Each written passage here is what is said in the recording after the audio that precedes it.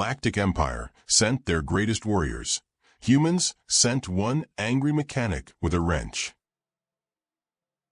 The galaxy is vast, controlled by a powerful empire that spans countless star systems. Its reach is immense, with millions of planets falling under its rule. The empire is a force unlike any other. Its warriors are not born, but bred for war. From the moment they take their first breath, they are trained to fight, to conquer, and to destroy. Each one is a deadly machine, honed for battle, relentless in their pursuit of dominance. This empire is advanced beyond comprehension. Their technology far outpaces anything seen on Earth. Ships the size of cities travel the stars, armed with weapons that can wipe out entire civilizations in an instant. Their generals are masterminds, and their soldiers, the finest of their kind, never know defeat.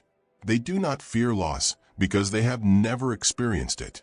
For centuries, the empire has expanded its control, bringing more and more planets under its power. They are efficient, systematic. To them, each new world is simply another prize to be added to their collection. They see themselves as the rightful rulers of the universe, destined to maintain order through strength. But there is one world they have yet to conquer. One small, insignificant planet by their standards. Earth. To the Empire, it is just another blip on the radar of the galaxy. They have no interest in Earth's people, their cultures, or their history. They see only a primitive species, one that has not yet earned the right to join the great empire. The humans, in their eyes, are a nuisance, an obstacle to be removed.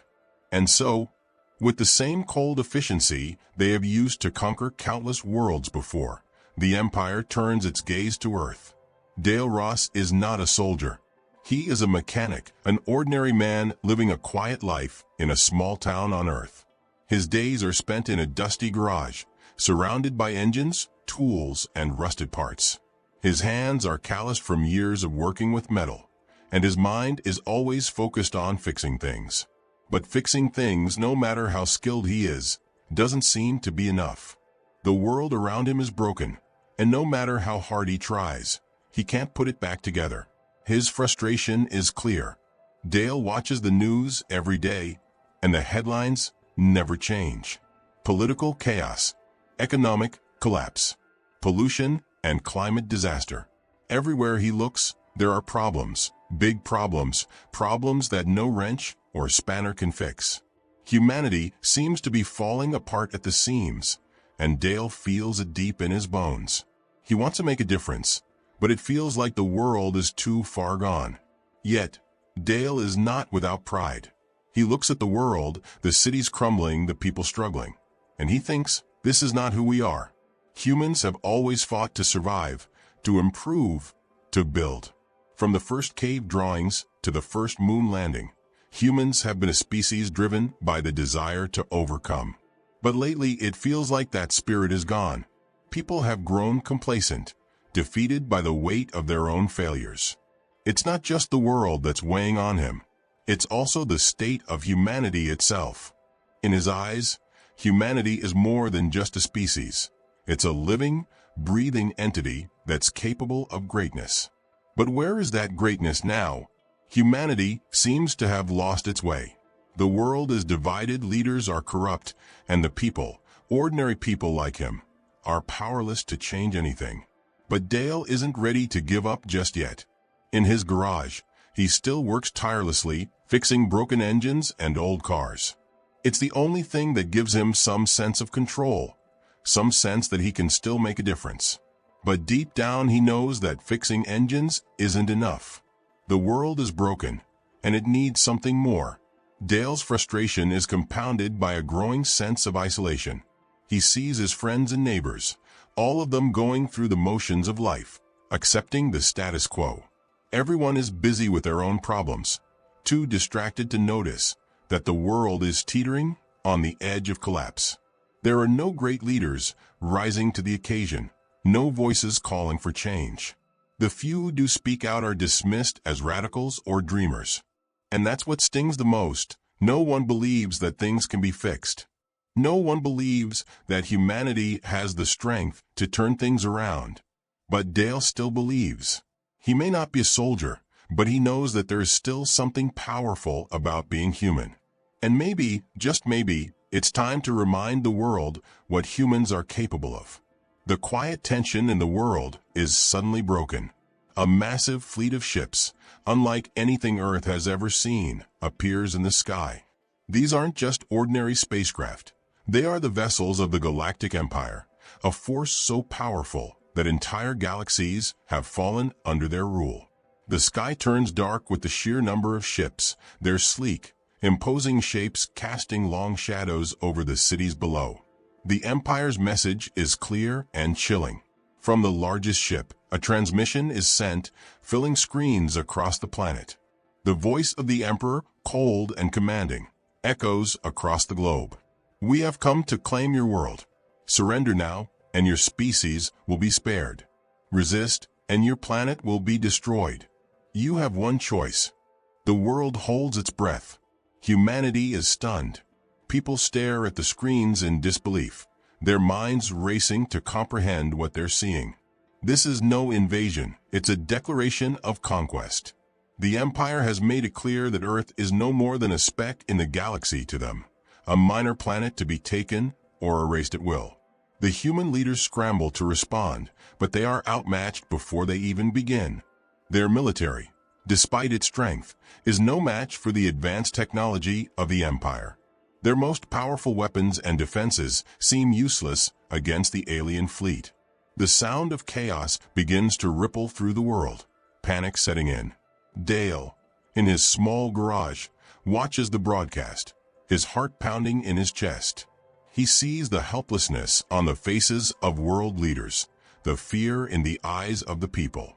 Earth is facing an enemy it can't even comprehend. This isn't just a threat to a country or a continent. This is the end of everything. As the transmission ends, the silence in the room is deafening. Earth has been given its choice: surrender or face total annihilation. And somewhere deep inside, Dale knows the world will never be the same again. Humanity has been challenged, and now it must fight or be wiped out. The first strike comes without warning. The Empire's fleet opens fire, unleashing devastating waves of energy weapons on Earth cities. Buildings crumble to dust as shockwaves ripple across the surface. The sky is filled with explosions, and the sound of destruction drowns out all other noise. This is not an invasion. This is a massacre. Across the globe, humanity's military forces spring into action. Jet fighters scramble from airstrips, soldiers prepare for ground defense, and the world's most advanced weapons systems are deployed. But it's already too late. The Empire's ships move with perfect precision, effortlessly dodging human attacks and retaliating with overwhelming firepower. Dale, watching from his garage, feels a deep unease in his gut.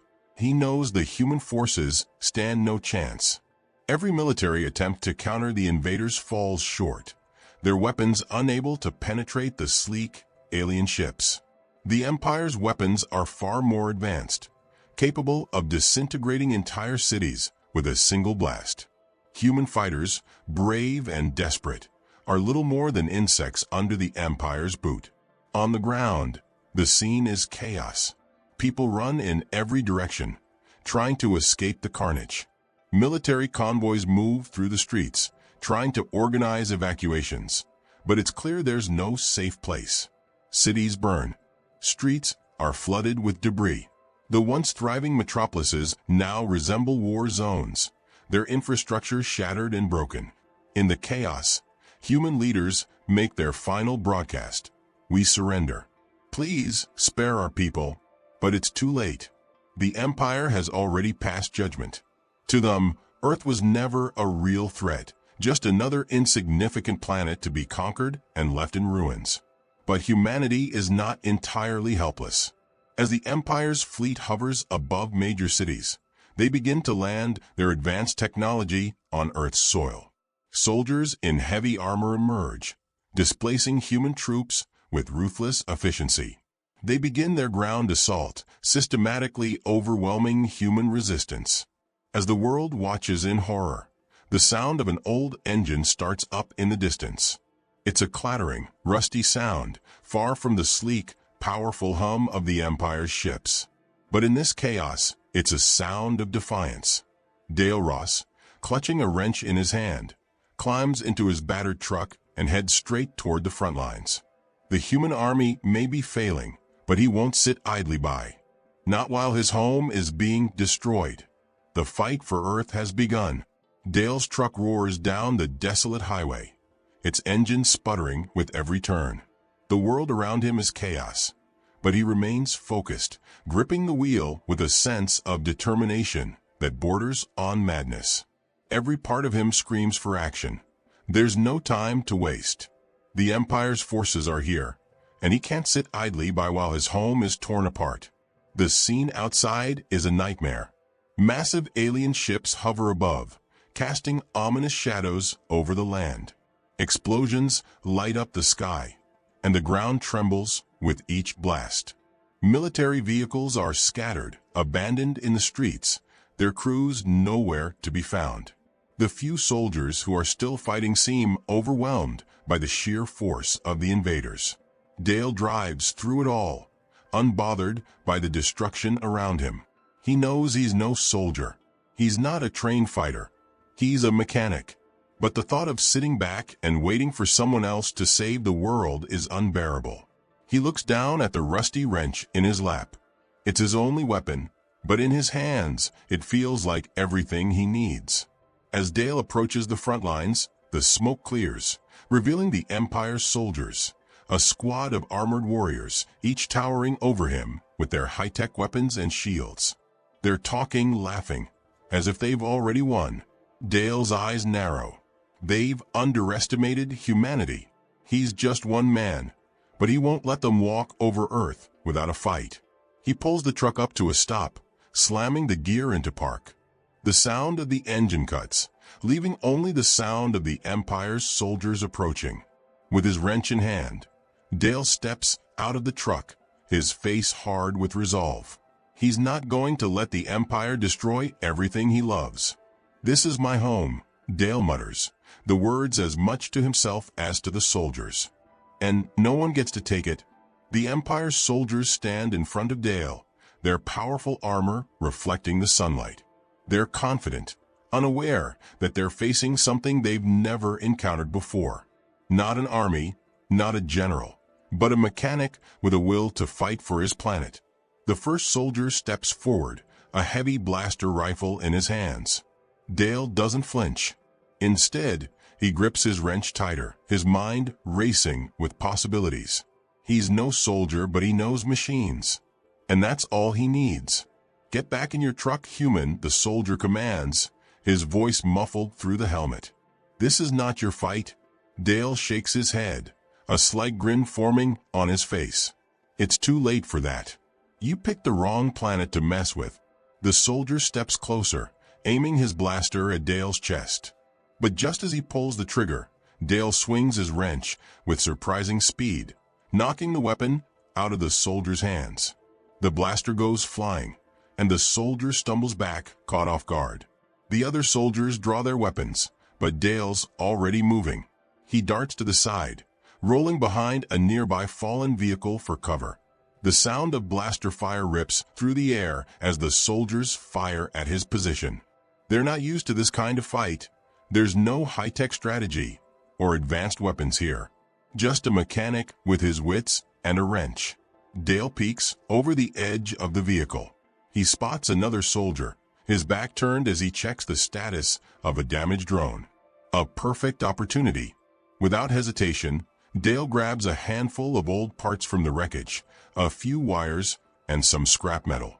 Using his skills, he quickly assembles a makeshift explosive device. It's simple but effective. He tosses it in the direction of the soldier. The explosion is small but powerful, knocking the soldier off his feet. As he stumbles to get up, Dale is already on him, using his wrench to strike quickly and precisely. He doesn't need brute strength. He needs precision. One soldier charges him, their heavy armor clanking with every step. But Dale is already moving again, sliding under the soldier's legs and tripping him. The soldier crashes to the ground, disoriented. Before he can react, Dale's wrench comes down on the soldier's helmet, disabling him with a single strike. By now, the other soldiers are starting to realize that they've made a mistake. Dale isn't just a human with no training. He's resourceful, quick-thinking, and relentless. They try to regroup, but it's too late. They've underestimated him, and now they're paying the price. Another soldier attempts to charge him with a blade, but Dale uses the wrecked parts around him to his advantage. He spots an exposed piece of the enemy's armor, weakness in the design, and without missing a beat, Dale uses the wrench to pry it open. The soldier stumbles back, now exposed and vulnerable. Dale moves in close, striking with precision to disable the soldier's weapon systems. "Is this really your best?" Dale taunts, standing over the fallen soldier, who struggles to regain his footing. He's not just fighting for survival now. He's fighting for his planet, his people, his home. The remaining soldiers hesitate. They weren't expecting this kind of fight. They didn't count on a mechanic being able to exploit every weakness in their advanced technology. But Dale knows machines better than anyone. He sees every flaw, every chink in their armor. One more soldier charges. This time, Dale stands his ground, wrench raised high. The soldier's blaster fires, but Dale ducks just in time. With a swing, he knocks the soldier's blaster to the ground.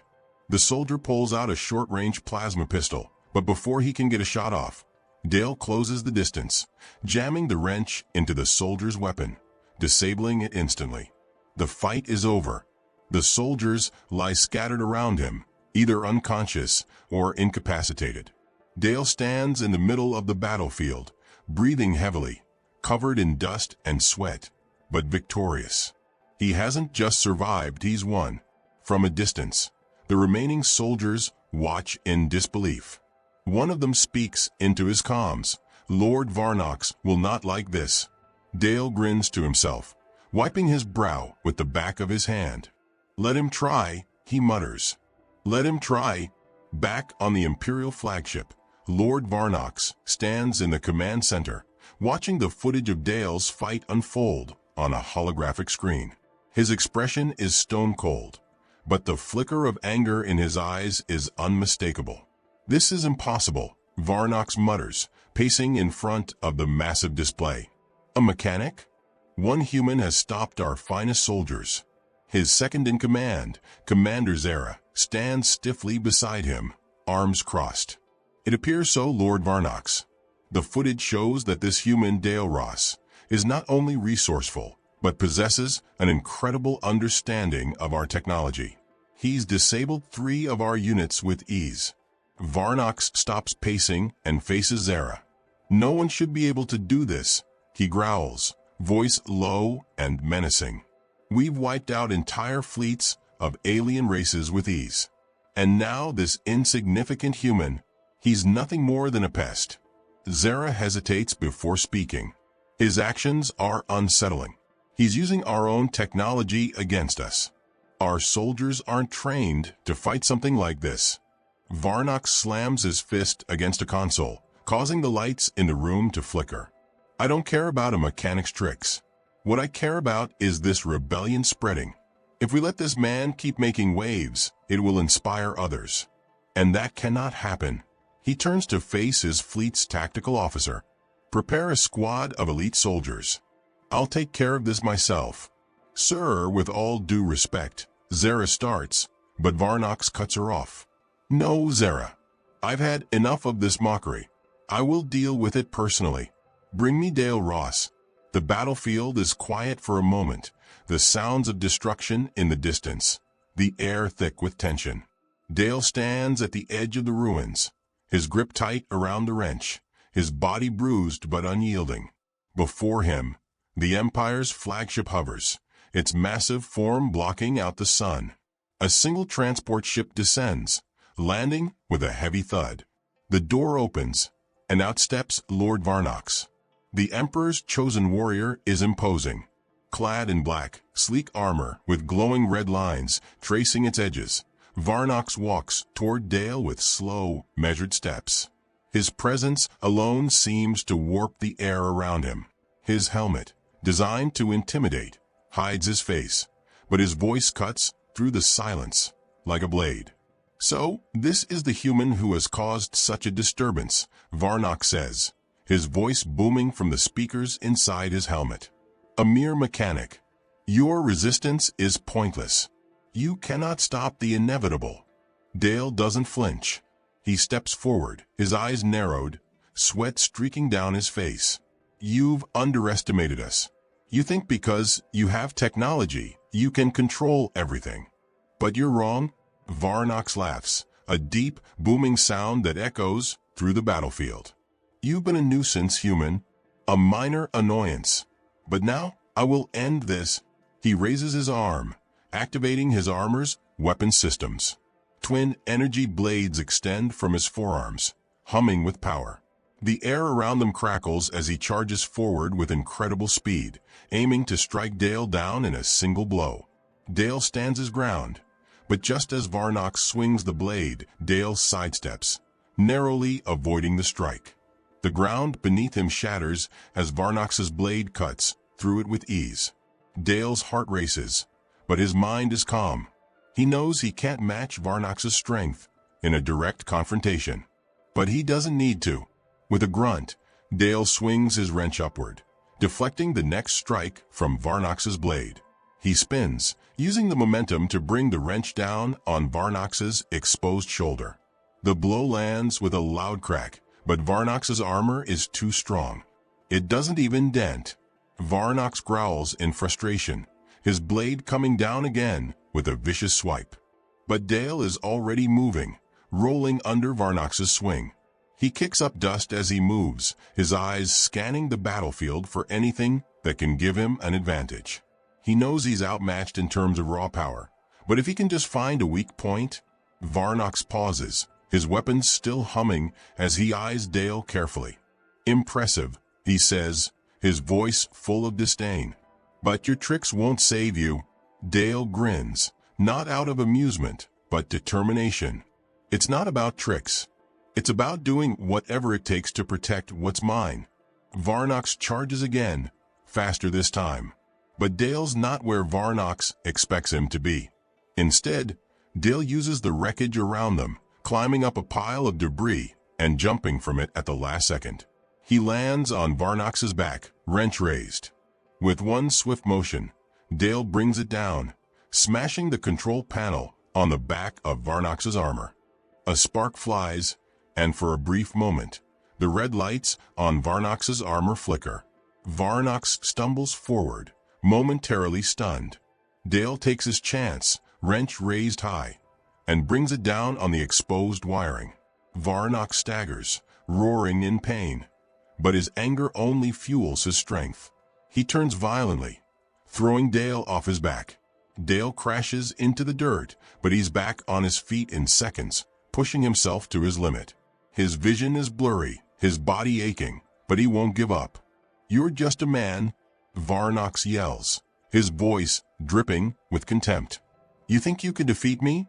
A being of superior intellect, strength, and technology." Dale wipes the blood from his mouth, his chest heaving as he forces himself to stand. "I'm not just a man. I'm humanity, and we fight when we have nothing left." Varnox charges again, his energy blade flashing in the sunlight. This time, Dale doesn't dodge. He doesn't have to. He knows exactly where to strike. As Varnox swings, Dale drops low and rolls forward, slamming his wrench into the underside of Varnox's armor, right where the power core is housed. There's a loud explosion of sparks as the armor's systems short-circuit. Varnox freezes, his energy blade sputtering out, and for the first time, the invincible warrior seems vulnerable. Dale doesn't hesitate. He's already on his feet and sprinting forward. With all the strength he has left, he leaps at Varnox, wrench raised like a battering ram. He lands a devastating blow to the power core, and the entire suit of armor shudders. For a moment everything is still. Then, with a sound like thunder, the armor systems shut down completely. Varnox stumbles backward, his body going limp. Dale stands over him, panting heavily, blood dripping from his face. "You were right about one thing," he says quietly. "You are a machine, but I'm human, and that means I'm always going to fight." Varnox falls to his knees, the last remnants of his armor falling off in clattering pieces. He looks up at Dale, his eyes filled with disbelief. "Impossible," he mutters, as his body crumples to the ground. Dale watches as the once mighty warrior is defeated, and for the first time in the battle, he allows himself a small smile. The battlefield is silent. The last echoes of destruction fade away, leaving only the heavy sound of Dale's breathing as he surveys the wreckage around him. The Empire's forces have been defeated, their once imposing presence shattered. Dale stands tall amidst the ruins, battered but alive. The smoke from the wreckage swirls in the air, mixing with the distant sounds of the surviving humans celebrating their hard-won victory. Dale lowers his wrench, the weight of it in his hand suddenly feeling heavier than it ever has. His body aches, his muscles sore from the intense battle, but it's not the physical exhaustion that weighs on him. It's the realization of what he's just done. The fight is over, but the cost of it lingers in his mind. As he looks out over the battlefield, his thoughts drift back to the people he fought for, the civilians, the families, the children who had nothing to do with the war. They were the ones who suffered the most, the ones whose lives were torn apart by the Empire's invasion. The victory, while sweet, can't erase the pain and loss that came with it. Dale takes a deep breath, trying to steady himself. He knows he's made a difference. He knows that humanity, against all odds, has won. But victory feels different when you've seen how fragile everything truly is. The wreckage around him serves as a stark reminder of that. The people he fought to protect will rebuild, but the scars of this war will remain. Suddenly, a voice calls out to him, breaking his thoughts. He turns to see a group of survivors walking toward him. Women, men, and children, all of them looking to him with admiration. They are the ones who have made it through the chaos. Their faces are weary, but they are alive. A woman steps forward, her eyes filled with gratitude. "Thank you," she says softly, her voice breaking. "We never thought we'd see another day." Dale nods, the weight of their words sinking in. "We did this together," he says, though the words don't feel like enough. He didn't do it alone. He may have fought, but it was the strength of the people around him that truly made the difference. A child approaches him cautiously, looking up at Dale with wide eyes. "Are you the one who beat the big scary guy?" she asks, her voice full of wonder. Dale smiles, a small, tired smile. He crouches down to her level, wiping some dirt from her face. "I don't know about being the one who beat him," he says, "but I think we all played our part." The child's eyes brighten, and she hugs his leg, her arms small but full of gratitude. It's a simple gesture, but it carries more weight than anything else Dale has ever felt. This is why he fought, for these moments, for the future. As the survivors gather around him, he stands, feeling the exhaustion creeping in. The adrenaline that kept him going through the battle is fading, and now, in the quiet aftermath, the reality sets in. The fight isn't truly over, not just for him, but for everyone. There's rebuilding to do, lives to mend, and a future to secure. He looks up at the sky, the faint outline of the Empire's mothership still visible, though it's now a shadow of its former self. The threat has been neutralized, but the question remains, what comes next? What will humanity do with this victory? Dale exhales deeply, running his hand through his hair. "We move forward," he says quietly to himself. "One step at a time." With the survivors at his side, Dale turns and walks toward the horizon. The world ahead is uncertain, but it's theirs to shape. The war may be over, but the journey of rebuilding, of living, is just beginning. And though the road will be long, he knows one thing for sure: humanity will never stop fighting. The sun rises over the horizon, casting a soft golden light across the landscape. The sky, once darkened by the remnants of battle, is now clear, a symbol of the new day ahead. The world feels different, quieter, peaceful. For the first time in what seems like forever, Dale stands on a hill, overlooking the rebuilt city below. The scars of war are still visible. Damaged buildings, cracked roads, and the remnants of shattered lives. But amidst the destruction, there are signs of life. People are working together, rebuilding what was lost. Children play in the streets. The air feels lighter, filled with hope. As Dale watches, he hears the sound of footsteps behind him.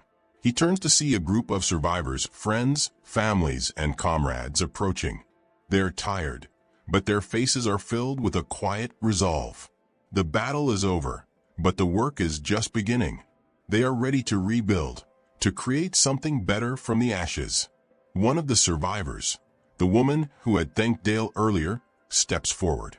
She smiles at him, a smile that carries both gratitude and understanding. "You did it," she says softly. "You saved us."